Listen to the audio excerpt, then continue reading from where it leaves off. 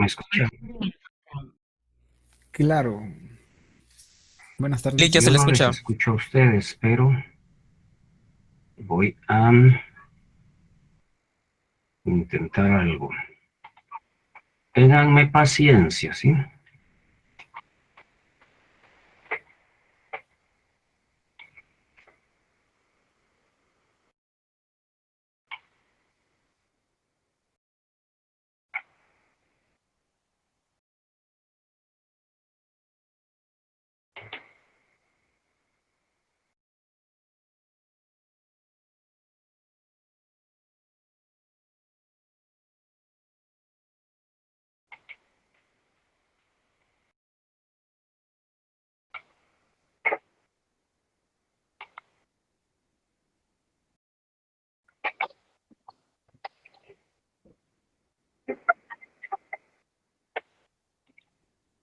¿Alguien puede hablar, por favor? Sí, buenas noches, doctor. ¿Se le escucha bien? Excelente, gracias, Luis Fernando. Usted siempre atento y amable. Vamos a probar, perdonen la tardanza, estuve en una diligencia y regresé ya bastante tarde. Eh, Espero les haya llegado mi mensaje de que me iba a conectar un poquito tarde. Fue más tarde de lo que yo había previsto, pero siempre gracias por la paciencia. Aunque sea poco tiempo, pero lo vamos a tratar de optimizar. Sobre todo porque hoy empezamos un tema que en lo personal considero que es muy trascendente. Yo creo que Luis Fernando y tal vez Eric han estudiado un poco de dialéctica y eh, creo que es un tema que le cambia a uno la perspectiva de la realidad, de la vida, de entender la realidad desde otra perspectiva. Así es que hoy iniciamos con el tema de la dialéctica, que sería el capítulo 12, para no saturarles mucho el examen final. Yo les había comentado la vez pasada que prácticamente ya tenemos tres clases nada más, puesto que ¿cuándo es feriado? ¿Lunes o martes? Yo que ando en el mundo de los ateos, no sé si se celebra el Día de los Santos o el Día de los Fieles Difuntos. El ¿Alguien martes sabe? tenemos feriado, por lo menos el magisterio es el martes. Martes 1 de noviembre, ¿verdad? O sea que el lunes sí tenemos clases. Sí. Muchas gracias, mi estimada Sara. Yo, como usted, tampoco tengo rector.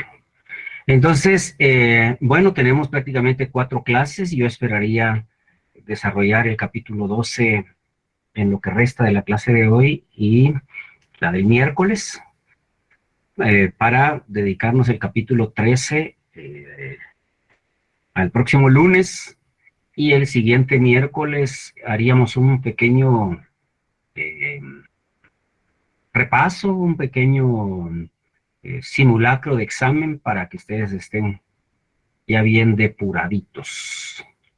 Así es que voy a compartirles una presentación.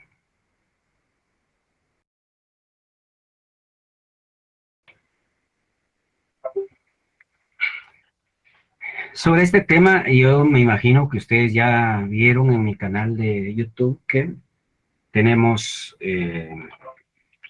hay un video y ahí explico con cierta amplitud estas leyes y principios generales.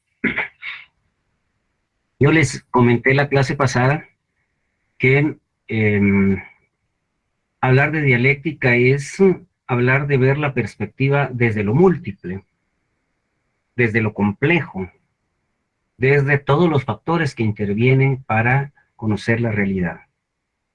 El pensamiento positivista, muy positivista, por cierto, en nuestra legislación prevalece y es preponderante la visión ius positivista, y por eso es que, por ejemplo, los jueces sin ningún recato pueden declarar inocentes a personas que hay mucha evidencia de que son culpables, pero que por los pruritos del positivismo, pues no pueden encontrarse salidas. La dialéctica justamente nos enseña lo contrario, nos enseña que la vida es compleja, es rica pero compleja, inmensamente bella. Y a veces nosotros no sabemos o no somos capaces de entender la realidad porque solo la vemos desde un ángulo, desde el ángulo que ideológicamente nos conviene.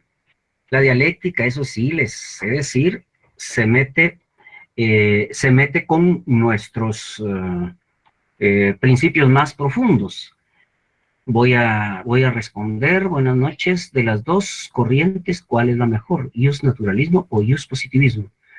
Ninguna de las dos, porque hay tres. Desde una visión puramente filosófica y humanística, el realismo jurídico creo yo que es el que responde mejor a la demanda de la sociedad.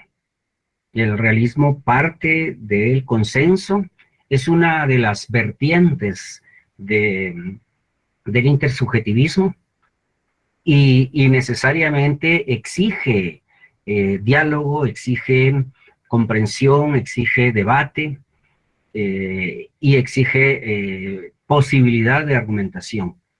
El jus naturalismo, en cualquiera de sus acepciones, nos enfrenta a algo así como que la justicia ya está dada de antemano. En el fondo, pues por supuesto, hay muchos planteamientos así, pero desde una visión puramente filosófica, el positivismo nos plantea justamente lo que está ocurriendo ahorita. Es decir, como positivamente y como objetivamente la Corte de Constitucionalidad decide cómo se interpreta la Constitución y formalmente es el único ente establecido para tal efecto, entonces cualquier cosa que diga la Corte Constitucional, por supuesto con todos los recursos y todo, pero es irrevocable. Es decir, ahorita ustedes pueden ver cómo a una de las integrantes de la Corte de Constitucionalidad, la que fue la última, digamos, que democráticamente fue elegida por la OPSAC antes de que llegara el usurpador, por vericuetos puramente positivistas, formalistas, se le anuló su curul en la Corte y se decretó algo que abiertamente está en contra de la Constitución, pero que, como lo dijo la Corte de Constitucionalidad, tiene efectos legales. Dicho de otro modo, Carlos Armando, el positivismo, que es el que rige en Guatemala, beneficia a quien tiene el poder. Recordemos que el poder, el derecho siempre es la expresión del poder, de los intereses ideológicos y económicos del grupo en el poder. Entonces, el realismo inyecta esa otra vertiente del debate, de la búsqueda de consensos, que obviamente no conviene a quien tiene el poder, porque quien tiene el poder necesita que haya algo que directamente defienda sus intereses y que nada pueda opacarlos. Por eso es que ustedes pueden ver cómo lo ridículo, lo oximorónico, después les explico, esta palabra es un recurso literario, que resulta que a los campesinos que ancestralmente han sido dueños de sus tierras, se les expulsa invocando una norma positivista que obviamente tiene mucho menos tiempo de haber sido aprobada que el tiempo que tienen los campesinos viviendo en sus tierras que ancestralmente les conocen. Entonces, ¿por qué le pongo este ejemplo? Porque precisamente aquí en Guatemala no se inyecta otra forma de derecho más que la positivista, precisamente porque la positivista garantiza la cristalización de los derechos. Es decir, la atomización etcétera, lo que precisamente contraviene un pensamiento dialéctico. Entonces, continuando, decíamos que la dialéctica definitivamente nos abre la mente. Nosotros vivimos en una sociedad que, se los he dicho en casi todas las clases, nos castra, nos anula la capacidad crítica. ¿Qué significa crítico? Crítico no significa alguien que esté solo, echando pestes, que esté viendo solo lo negativo. Crítico significa criterio. Y criterio significa choque de opiniones. La dialéctica es choque de opiniones. Su esencia es justamente la permanente no esencia. Es decir, la dialéctica, los filósofos dialécticos, y les aclaro, la dialéctica no es ni materialista, ni idealista, ni intersubjetivista.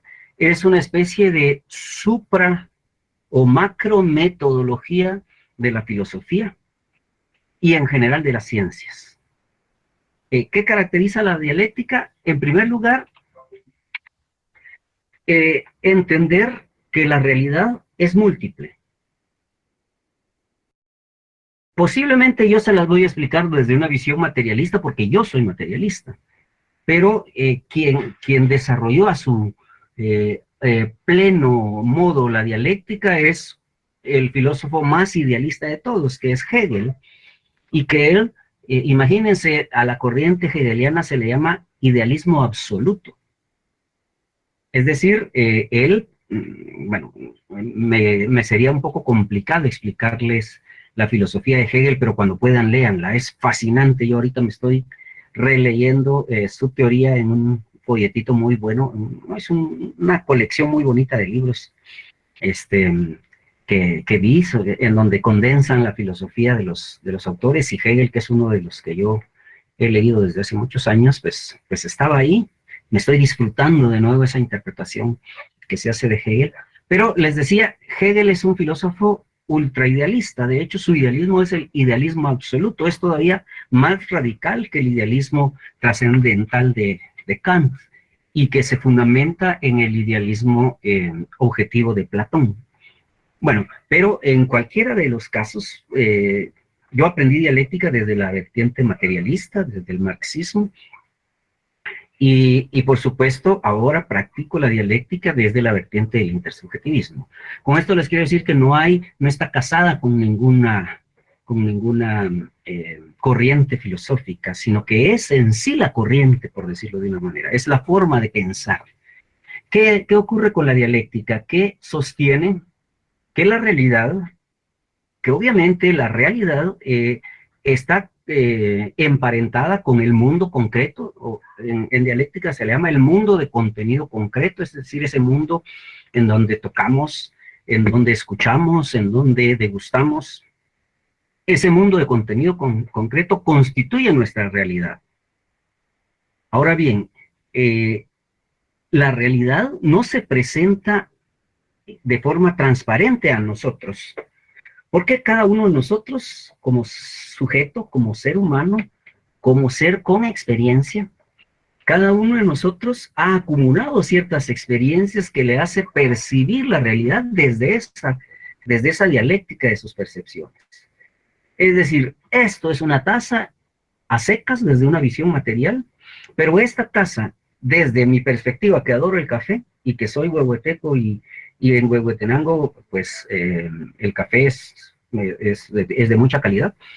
Entonces, desde esta perspectiva, mi experiencia, mi forma de entender la realidad va a valorar esta taza de café de una manera muy distinta a la que podría ser, no sé, si Diana le guste tomar café, o si asocie una taza con placer, ay Dios, se me va la palabra, culinario. ¿Qué me dice Diana? ¿O está tomando su tacita de café y por eso no puede contestar? Bueno, cualquiera de ustedes puede entender esta taza desde otra perspectiva, y no es que la taza sea diferente, y no es que cada uno de nosotros esté siendo subjetivo, sino que entender una realidad objetiva, entender el mundo, implica todo un proceso de toma de conciencia de la realidad. Y esa toma de conciencia es la que produce el conocimiento. Ahora bien, ustedes pueden ver que existe en la Biblia un pasaje en donde se relata el diluvio. Ustedes lo saben, ¿no? Pero también me imagino que saben que en el Popol Vuh también se relata el diluvio. Y espero que sepan que en las tribus más antiguas de la India también había relatos sobre el diluvio. No sé si alguien sabe eso. Sara, ¿usted sí sabe que el diluvio es un relato que aparece en la Biblia judeocristiana, en el Popol Vuh, en los relatos sumerios y en Sí, prácticamente el todos? Popol Vuh lo leí.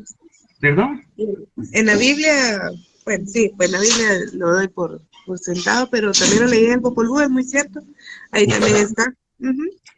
Y lo primero que se le ocurre a los pobres de pensamiento chato es que seguramente los de Popol Vuh le copiaron a la Biblia, ¿va? Porque eso es lo más sencillo, ajustar la verdad a nuestra propia conveniencia. Pero en el pastel es que ocurrió un diluvio efectivamente hace 20.000 años. Y no es que haya ocurrido ese diluvio y que haya venido un Noé y que haya armado nada, es posible que hayan ocurrido eventos de ese tipo. Alguien que ni modo, si yo estoy viendo que el agua me lleva al cuello, pues busco cómo sobrevivir y me jalo a mi chuchito y a mi... Imagínense que yo pudiera dejar a mis pichos, olvídense. Entonces, por supuesto, como cualquier leyenda y como cualquier historia, se va adaptando, va adquiriendo matices según la ideología de quien lo esté contando. Y de esa manera llega el relato bíblico de el diluvio y también de otra manera llega el relato del castigo de los dioses ante la soberbia del hombre en el Popol Vuh y mandan el diluvio para que deshagan a los hombres de barro. Entonces, ¿pero por qué les digo todo esto? Porque no es que unos y otros estén inventando, al contrario, están recabando hechos prehistóricos y que obedecen a ciertas leyes. Es decir, ustedes están oyendo hablar ahora del fenómeno del Niño, vieron que este año el invierno fue copioso, está siendo copioso, ya vamos en las últimas colitas, pero eso no es casual, eso obedece a ciertas leyes, como el hecho de que venga la noche, después viene el día, después viene la noche, después viene el día. Son leyes que se observan de la realidad. Es decir, la dialéctica parte del análisis de la realidad concreta, descubre que hay leyes que gobiernan la realidad y que esas leyes de alguna manera también gobiernan el conocimiento. Y eso es lo novedoso, digamos, en la dialéctica.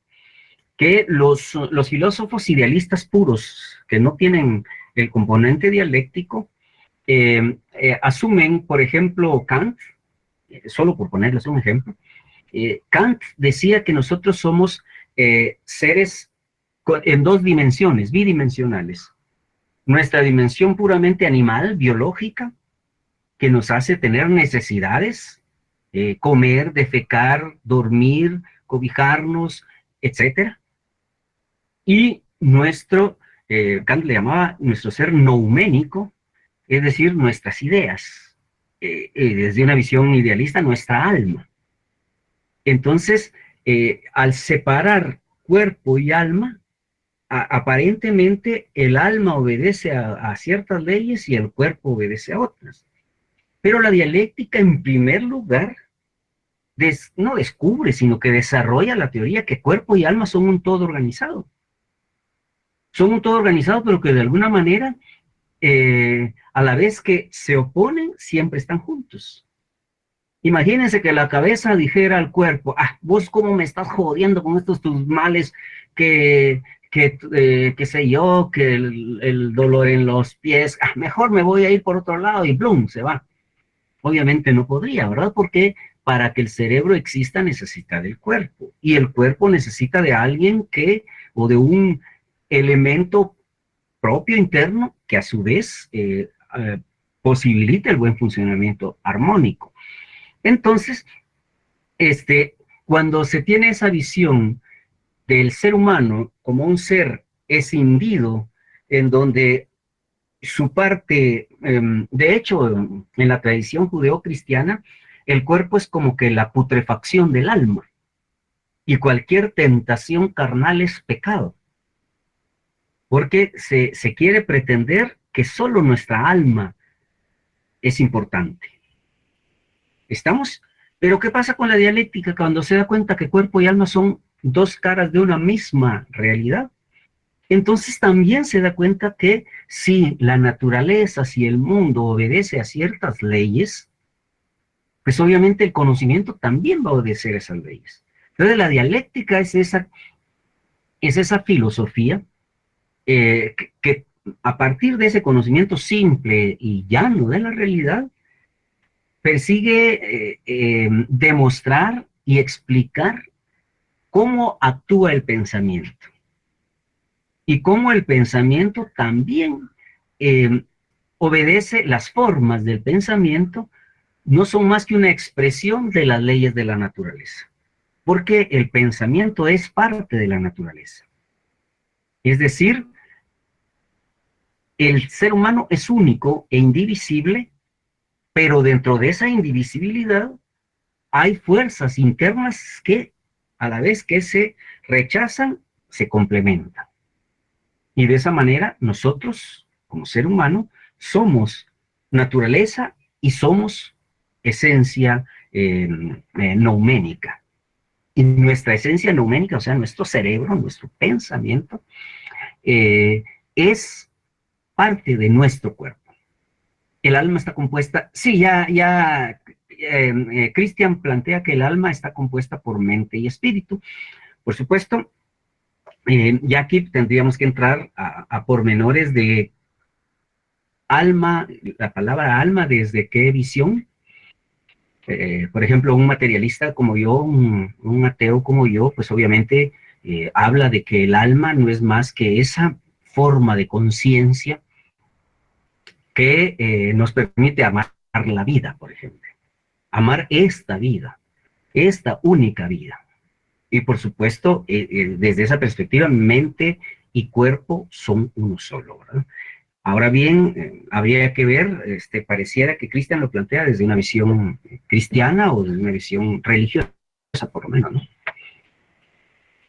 Los sentimientos y la voluntad justamente son parte del amor hacia la vida, o de su negación, que sería el amor hacia la muerte.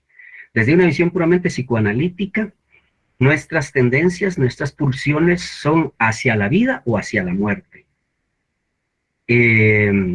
Muchos de nosotros, desde una visión científica, obviamente, muchas personas en esta realidad que nos está tocando vivir, más que vivir la vida, mueren la vida.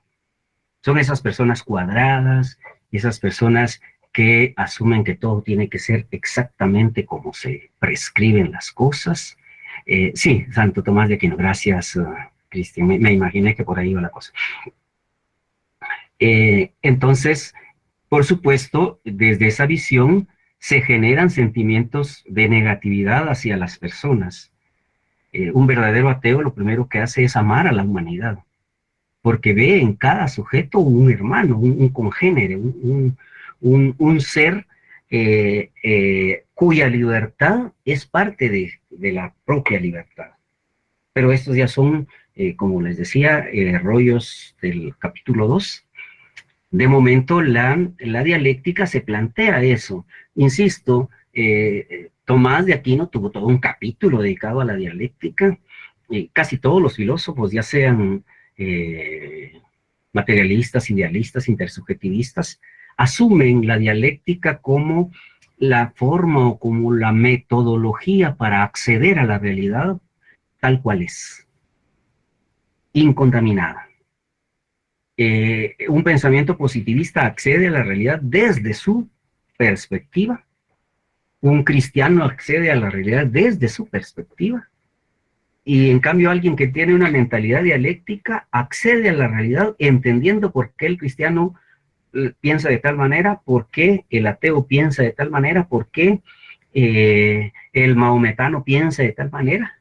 Y al analizar toda esa dialéctica de por qué hay tantas religiones, si cada religión dice que Dios es único, ¿por qué son tan diferentes los dioses en cada religión? Entonces, desde esa visión, la dialéctica va enriqueciendo el contenido de la realidad, el contenido del conocimiento.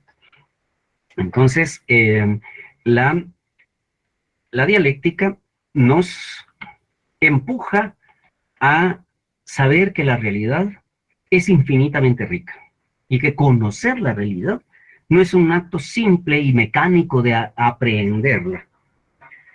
Yo puedo aprender, es decir, ver que aquí está mi teléfono, que aquí tengo un montón de libros, de códigos, etcétera. Pero percibir la realidad no es lo mismo que aprender, que comprenderla. Y comprenderla implica toda una dialéctica, toda un análisis de las diferentes fuerzas que han influido en que esos libros estén ahí, en que ese pachón de agua esté ahí, en que yo esté aquí y ustedes estén ahí. Entonces, como les digo, la gran belleza de la dialéctica es que no se conforma con explicar la realidad como que si fuera una fotografía. Si ustedes se dan cuenta, las teorías de la realidad asumen que la realidad es una especie de fotografía y que nosotros vamos a ir describiendo punto por punto cada elemento. Si no, vean ustedes el pensamiento positivista, que se plantea, las leyes están ahí, y ahí está establecido el procedimiento, y ahí está ya todo escrito. ¿Cuál es el primer principio y la primera verdad absoluta de la que parte la dialéctica? Es el cambio incesante. Este es un principio básico que tiene la misma jerarquía de los principios lógicos supremos. ¿Se recuerdan de que había principio de identidad, no contradicción, tercero excluido y razón suficiente?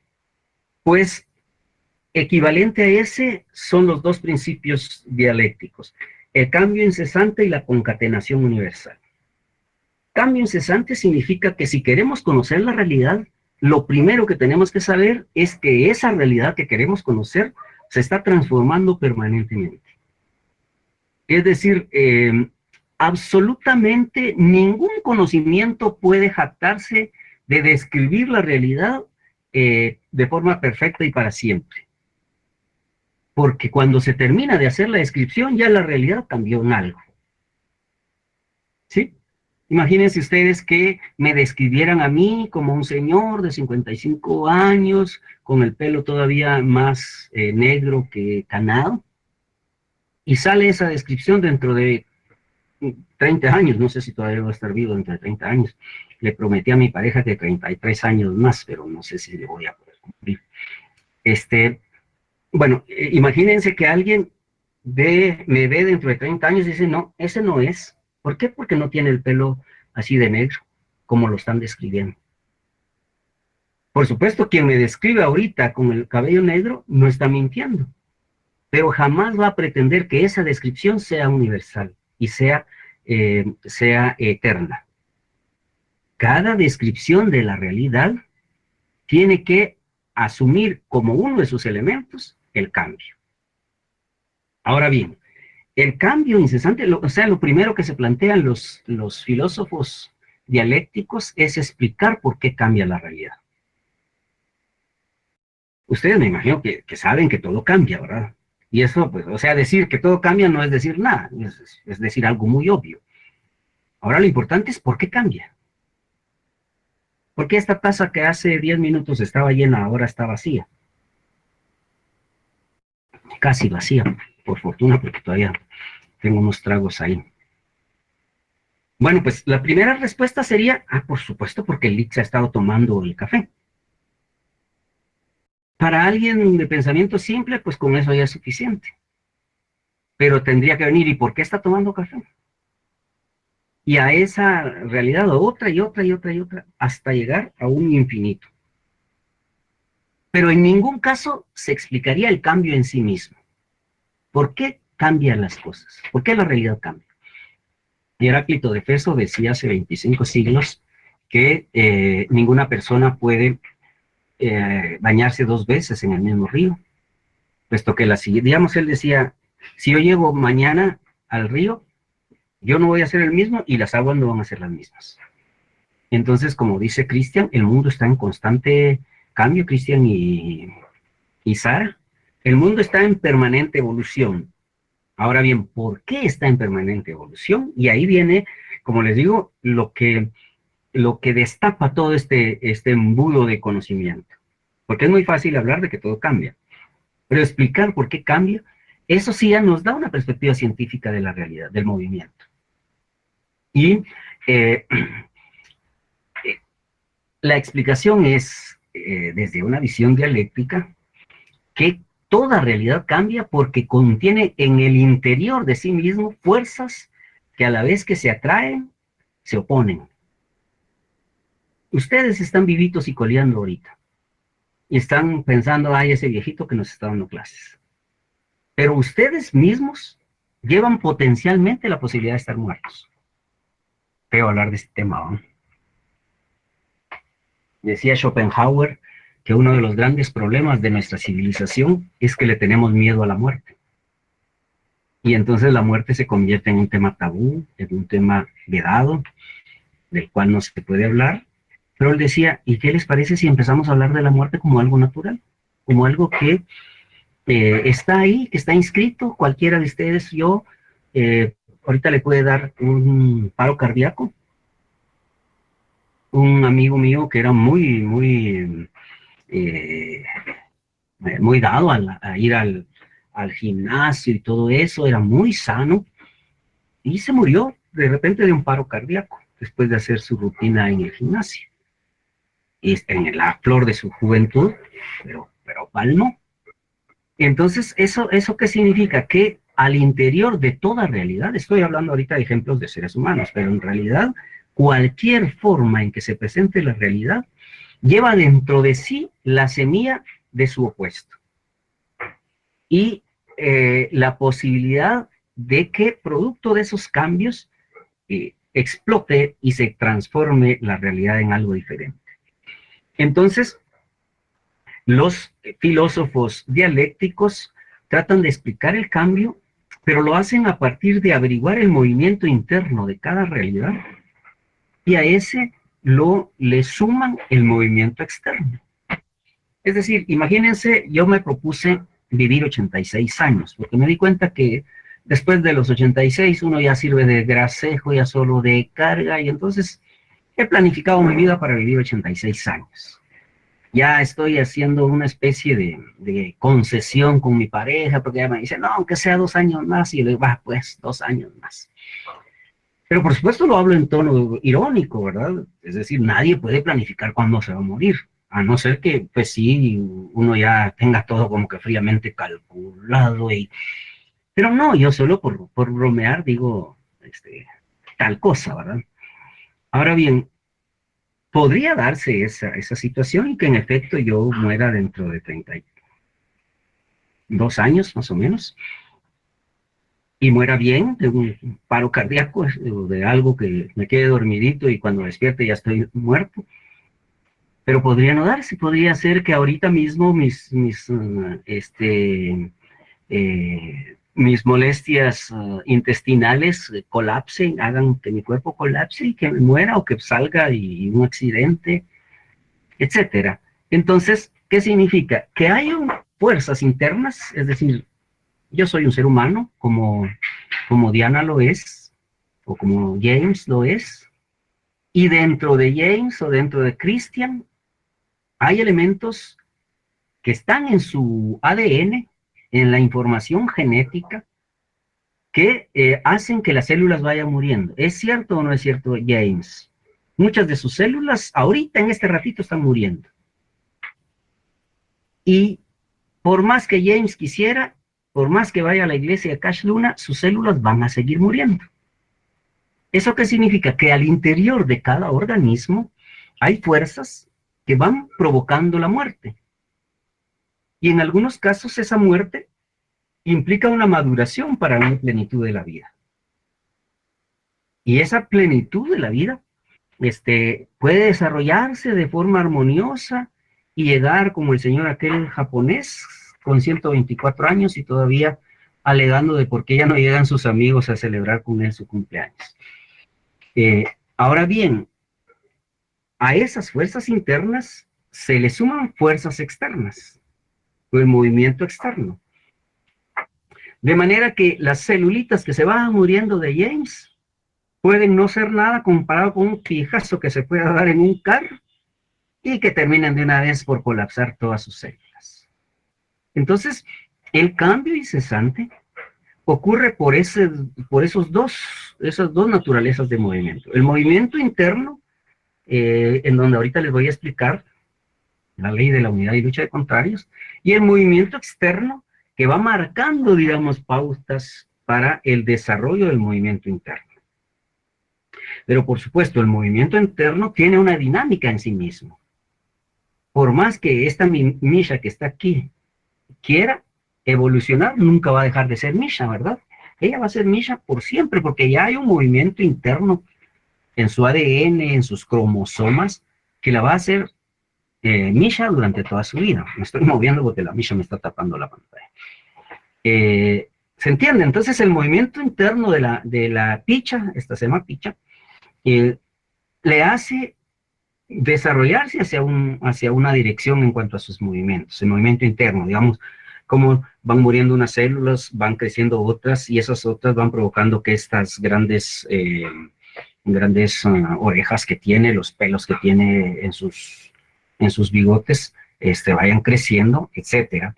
Pero ese movimiento interno le hace seguir siendo Misha, pero el movimiento externo ha cambiado mucho, porque por ejemplo esta pobrecita fue rescatada de la calle, saber en qué basureros vivía mi gorda.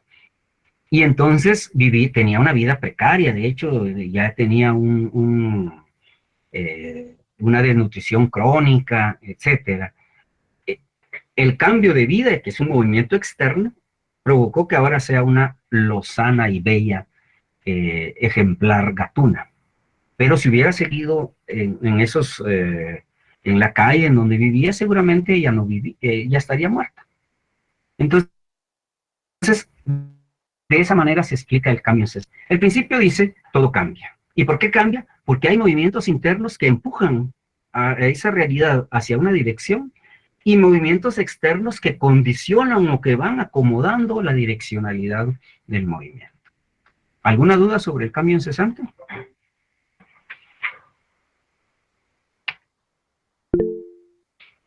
Perdón, es que la Misha está muy inoportuna. Adelante, Carlos, por favor.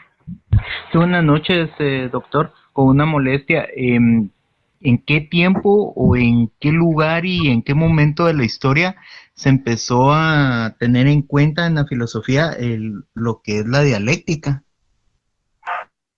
Veamos, desde los primeros filósofos, Heráclito es uno de los filósofos fundadores de la filosofía griega, y él es el primer gran pensador dialéctico. Heráclito nos heredó esa frase de ninguna persona puede bañarse 2 veces en el mismo río. Estamos hablando de un Heráclito que es mucho anterior a Sócrates, por ejemplo, incluso anterior a la hegemonía de Atenas en Grecia. Entonces, desde este tiempo, Platón le dedicó mucho de sus estudios a la dialéctica. Sócrates era el amo de la dialéctica, porque Sócrates hacía a sus alumnos, a sus discípulos, encontrar el conocimiento en su propia ignorancia. Y ese es uno de los principios básicos de la dialéctica. Después vinieron todos los filósofos tomistas y el máximo exponente, Santo Tomás de Aquino, obviamente, que también desarrolló toda una teoría dialéctica. Pero como un cuerpo organizado, la dialéctica se desarrolla en el siglo, prácticamente finales del XVIII No, ya el libro propiamente dialéctico de Hegel fue escrito en el 1906. De ahí podría yo decirle una fecha exacta. No estoy seguro si 6 u 8, de 1808 creo que fue publicada la fenomenología del espíritu de Hegel. Después de Hegel, que es un filósofo idealista, como unos 50 años después, viene Carlos Marx, y en toda su dialéctica de la naturaleza retoma todos los principios de la dialéctica de Hegel, solo que le da vuelta. Hegel, solo para como un pequeño comentario al margen, Hegel planteaba, es muy compleja la teoría de Hegel, pero más o menos planteaba algo así como que hay un espíritu que de alguna manera controla el desarrollo de la humanidad y de toda la naturaleza, pero que ese espíritu se despliega en la naturaleza de forma imperfecta, y conforme va evolucionando en su aspecto material, llega a perfeccionarse de tal manera que vuelve a ser el espíritu absoluto. Entonces tenemos un espíritu original que por dialéctica misma, pero cuando se habla de espíritu no lo vamos a tomar así tan ramplón, ¿va? De una deidad, no, sino una especie de fuerza de patrón universal que por inercia y por la dialéctica misma de su ser genera y proyecta la materia, que sigue en su constante evolución en la búsqueda del perfeccionamiento hasta llegar a ser igual a su absoluto. Y en ese momento, cuando se empatan materia y espíritu, se llega al momento de la perfección. Pero estamos hablando principios del siglo XIX. 50 o 60 años más tarde, Carlos Marx le da vuelta y plantea que es la materia, la primigenia, la fuerza original, a partir de cuyas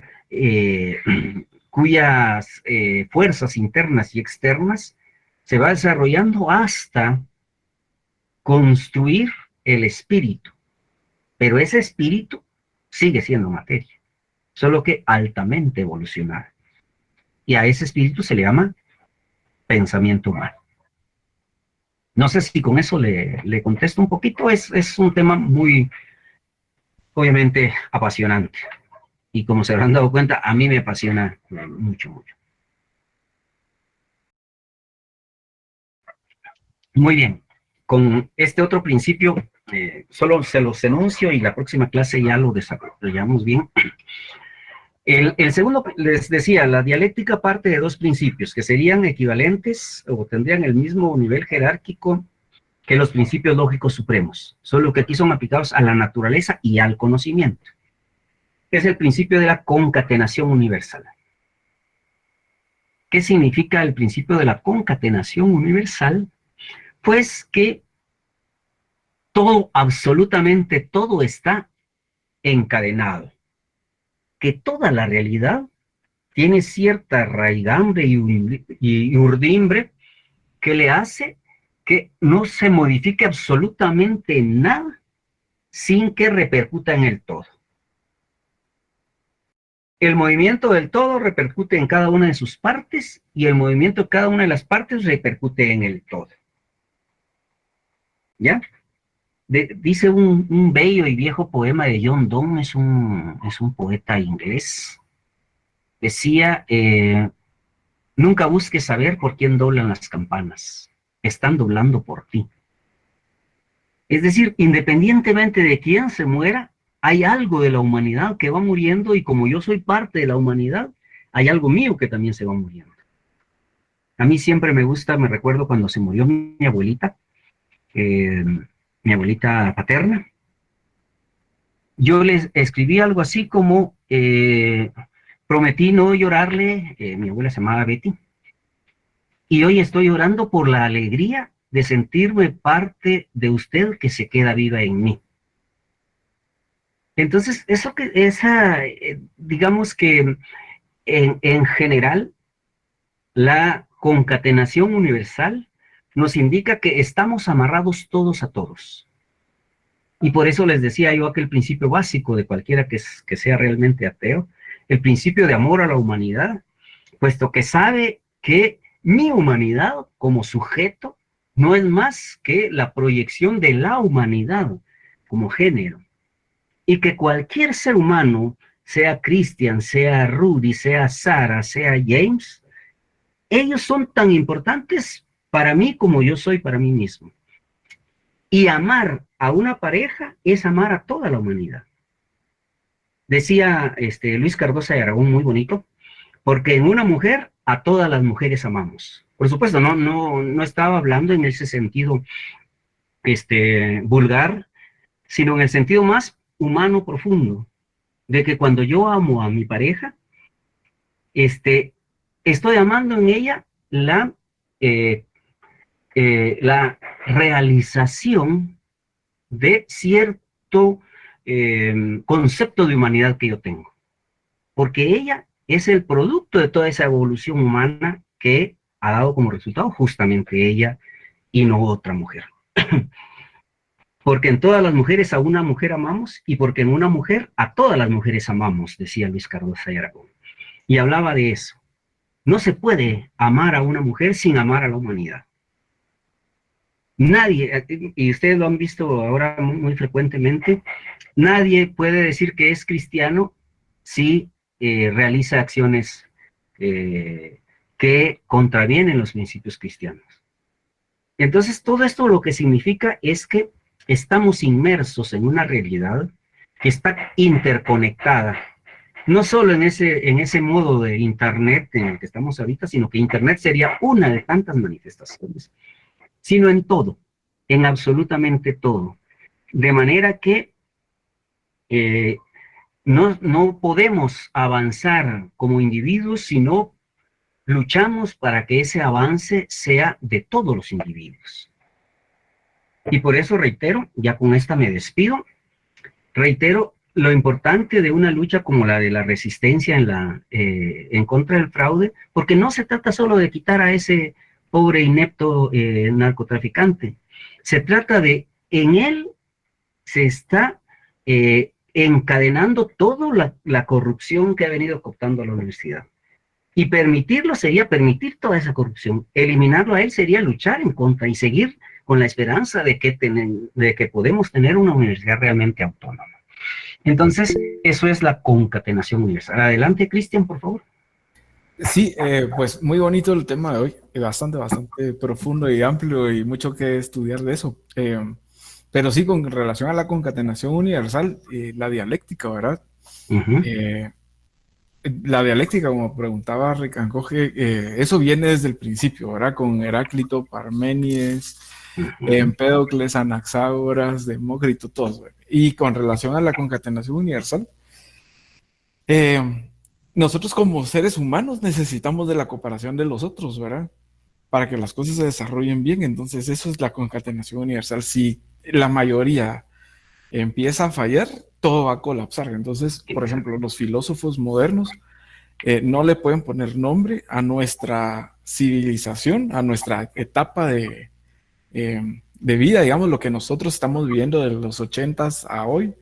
No le pueden poner nombre hasta que finalice, pero ellos coinciden, por ejemplo, en que estamos en la decadencia de la sociedad, ¿verdad? Porque se están perdiendo precisamente todos los valores. Entonces, esa concatenación universal de esa pérdida de principios y de formación humana, que realmente las religiones lo que están haciendo es perdiéndonos, porque si lo vemos desde el punto de vista materialista y ateo, ¿verdad? Todos necesitamos de todos, es una cadena, ¿verdad?